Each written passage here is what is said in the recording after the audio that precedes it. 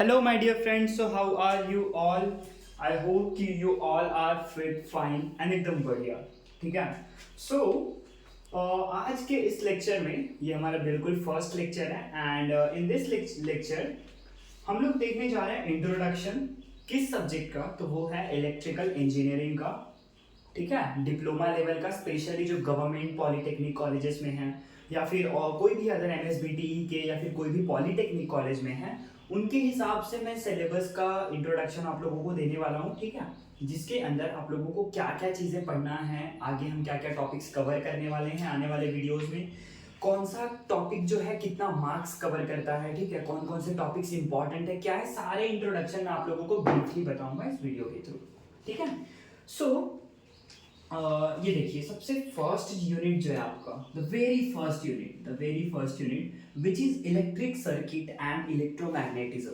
ये आपका सबसे वेरी फर्स्ट यूनिट है. ठीक है. जिसके अंदर टोटल मार्क्स जो है दैट इज ऑफ 12 मार्क्स. वो 12 मार्क्स कवर करती है. ठीक है.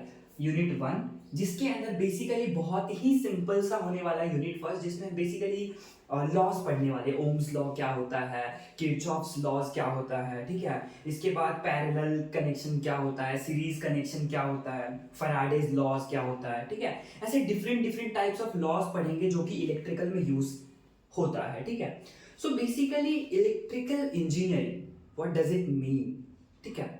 देखो, आप लोगों को एक और सब्जेक्ट था फंडामेंटल्स ऑफ इलेक्ट्रॉनिक्स या इलेक्ट्रॉनिक्स इंजीनियरिंग, जिसमें हम लोग बेसिकली अप्लायंसेस की बात करते थे. ठीक है. लेकिन यहाँ पे इलेक्ट्रिकल इंजीनियरिंग में हम बात करने वाले हैं समथिंग रिलेटेड टू बिजली.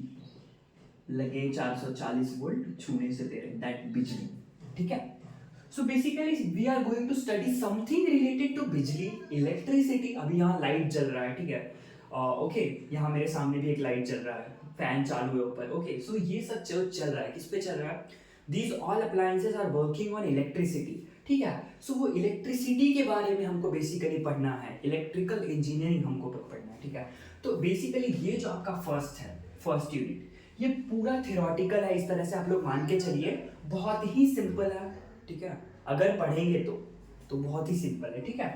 और उसमें ज़्यादा कुछ भी कॉम्प्लिकेटेड जैसा कुछ नहीं है, क्योंकि हमको बेसिकली क्या करना है, सिर्फ लॉज पढ़ने हैं. डिफरेंट टाइप्स ऑफ जो लॉज है जो इलेक्ट्रिकल इंजीनियरिंग में दिए गए हैं, वो लॉज हमको पढ़ना है. ठीक है. उसके बाद हम मूव करते हैं सेकेंड यूनिट पे, विच इज यूनिट 2. ठीक है. जो फर्स्ट यूनिट था अपना, वो कितना मार्क्स कवर करता है? 12 मार्क्स कवर करता है. ठीक है. Then second unit, in the second unit क्या टॉपिक है? Single phase and three phase. आपने कभी ना कभी घर में किसी से या स्कूल कॉलेजेस में या फिर कहीं पे भी जरूर सुना होगा कि ये थ्री फेज है.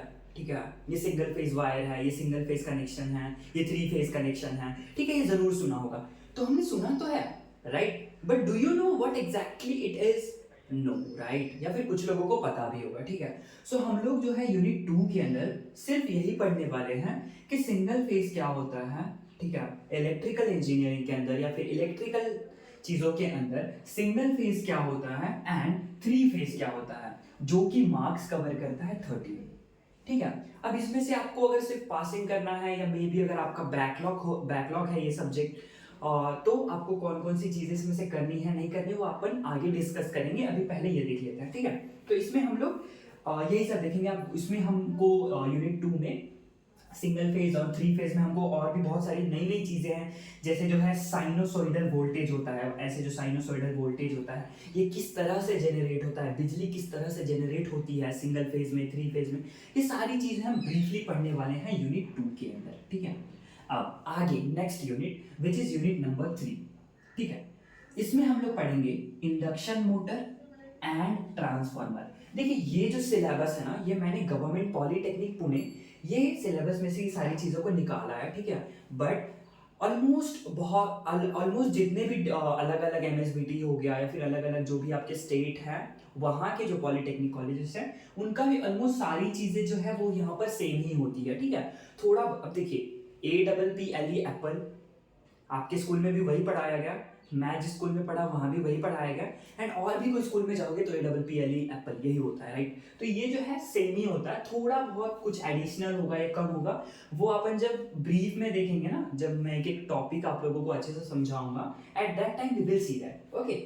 सो इसमें हमको क्या देखना है, induction motor and transformer. I hope कि आप लोगों को पता है कि ट्रांसफार्मर क्या होता है, उसमें हम लोग उसका वर्किंग क्या है, ठीक है, एप्लीकेशंस कौन कौन से हैं इसके अंदर इंडक्शन मोटर एंड ऑल के, ठीक है, स्टार्टर का नेसेसिटी क्या है, और भी बहुत सारी चीज़ें हैं जो है एप्लीकेशंस, रियल लाइफ एप्लीकेशंस भी हम लोग इसमें देखेंगे कि क्या क्या चीज़ें होती है। अभी ब्रीफली अगर मैं समझाने लगा तो you all will get confuse, कुछ समझ नहीं आएगा। सो बेसिकली इतना याद रखिए कि पूरे इसमें जो ये वाला जो है ये 16 मार्क्स को कवर करता है, ठीक है, इसमें से 16 मार्क्स के क्वेश्चंस पूछे जाते हैं। लेकिन अगर देखा जाए तो ये थोड़ा सा कॉम्प्लिकेटेड बन जाता है बिकॉज इसमें डायग्राम्स एंड बाकी की चीज़ें बहुत ज़्यादा ऐड हो जाती है, ठीक है। और फिर और आगे मैं आपको बताता हूँ, वेट, पहले पूरा यूनिट एक बार देख लेते हैं, उसके बाद आगे की बात करेंगे, ठीक है। उसके बाद अपना आता है जब यूनिट 4 की तरफ हम आते हैं, विच इज वेरी सिंपल, ठीक है। यूनिट 4 जो है बहुत सिंपल है, बहुत कैसे सिंपल है, इसमें हम लोगों को पढ़ना है स्पेशल पर्पस,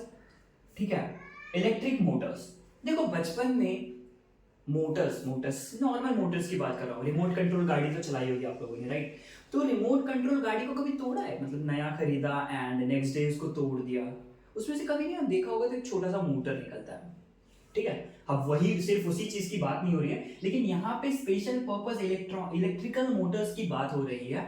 तो इसमें हम different different types of Motors के बारे में पढ़ने वाले हैं, जैसे कि डीसी मोटर क्या होता है, ठीक है, स्टेपर मोटर क्या होता है, सर्वो मोटर क्या होता है, BLDC motor, brushless DC motor जो होता है, ये सारी चीजों को हम पढ़ेंगे कि डिफरेंट मोटर्स के भी आपने अब तक सुना होगा कि हाँ ये मोटर है, मोटर्स है, but do you know there are different types of motors, right. तो वो भी हम लोग इसमें देखने वाले हैं, विच इज वेरी इजी अगर आप अच्छे से करेंगे, ध्यान रखा कि because we are already knowing that कि मोटर्स क्या होता है, मोटर्स वर्क कैसे करता है, सिर्फ घूमता है, राइट।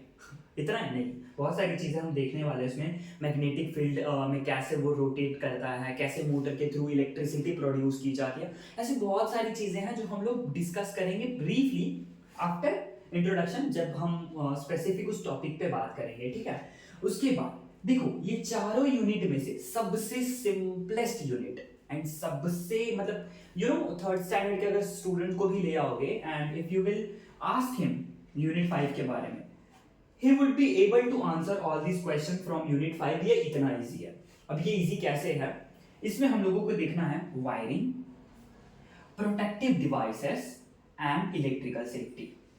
हमने बचपन से पढ़ा है कि गीले हाथ से हमको बिजली को नहीं छूना है, गीले हाथ से हमको बटन्स नहीं प्रेस करने हैं, वाई, इलेक्ट्रिक शॉक लगेगा ना, इलेक्ट्रिक बहुत जोर से झटका लगेगा, राइट। सो यहाँ पे हम क्या क्या सेफ्टी मेजर्स को यूज करते हैं इलेक्ट्रिक का काम करते वक्त या फिर इलेक्ट्रिकल इंजीनियरिंग में हम क्या क्या सेफ्टी मेजर्स का ख्याल रखते हैं, क्या ध्यान रखते हैं, वो चीज़ों को हमको यहाँ पे देखना है।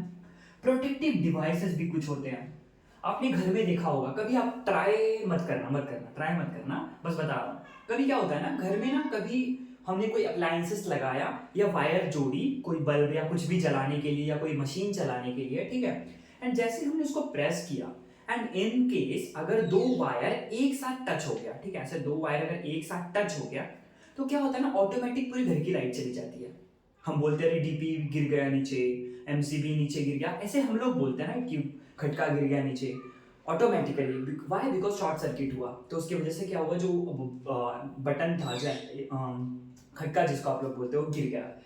तो वो क्यों यूज किया गया, protective device, as a protective device उसको यूज किया गया, वाई, बिकॉज अगर वो यूज नहीं किया गया होता तो जैसे शॉर्ट सर्किट हुआ, तो शॉर्ट सर्किट होने की वजह से अगर आपकी घर की लाइट नहीं गई तो मे भी हो सकता है कि पूरी वायर भी जल जाए, इट्स पॉसिबल, राइट। एंड और भी बहुत सारी चीजें हो सकती है, आग लग सकती है, ठीक है, और भी बहुत सारी चीजें हो सकती है। उस चीज को रोकने के लिए हम लोग यूज करते हैं प्रोटेक्टिव डिवाइसेस अपने इलेक्ट्रिकल इंजीनियरिंग के अंदर, ठीक है। उसके बाद वायरिंग, पूरी इलेक्ट्रिकल की जो खेल है वो ऑलमोस्ट सारी तो वायर में ही चल रही है ना। वायरिंग को कैसे करना है, वायरिंग के टाइप्स कैसे होते हैं, कनेक्शंस कैसे करी जाती है वायर की, ये सारी चीजें हम इसमें देखने वाले हैं, ठीक है। तो ये कवर करता है 14 मार्क्स, ये स्पेशल पर्पस वाला जो मैंने आपको मोटर्स का बताया था ये कवर करता है 16 मार्क्स। ये टोटल का कैलकुलेट करोगे तो आपके बनते हैं टोटल 80 मार्क्स, राइट, टोटल आपके बनते हैं 80 मार्क्स। अब देखो, अब एक चीज बता रहा हूं, उसको ध्यान से सुनना, बहुत ही ध्यान से सुनना। कुछ ऐसे स्टूडेंट्स भी होंगे जो मेरा वीडियोस देख रहे हैं जिनका ये सब्जेक्ट बैकलॉग है, ठीक है, एंड उनको नहीं इच्छा है कि ये पूरा कंप्लीट करें, पूरा पढ़ें, ठीक है। या फिर देखिए, सबसे पहली चीज, जिसको टॉप करना है, जिसको आउट ऑफ मार्क्स लाने हैं, उसको तो सब करना पड़ेगा। Unit 1, unit 2, unit 3, unit 4 and unit 5 पूरा करना पड़ेगा, राइट। बट अगर आप सिर्फ पासिंग के लिए पढ़ रहे हो, मैं भी स्टूडेंट हूँ, आई नो, नहीं मन करता है सब पढ़ने का, क्योंकि ऐसा लगता है लाइफ में कहीं काम नहीं आने वाली। आती है कुछ चीज़ें काम में आती है, लेकिन फिर भी हमको ऐसा फील होता है नहीं मन कर रहा है, नहीं जम रहा है। तो उस कंडीशन में क्या कर सकते हैं हम लोग, सी यूनिट 1 ये कैरी करता है 12 मार्क्स, ठीक है।